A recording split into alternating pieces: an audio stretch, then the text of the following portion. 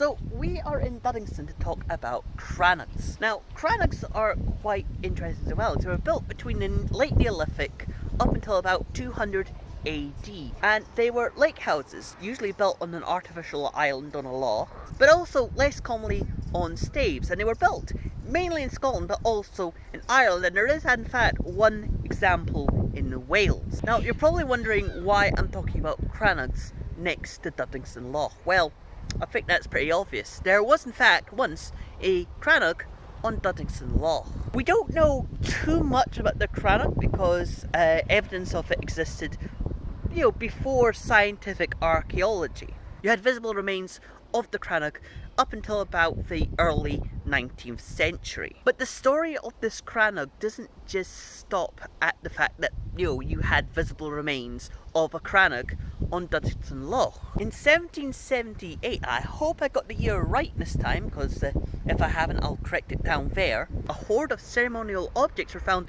in the loch when the loch was being dredged. Now, the fate of these objects are actually quite fascinating.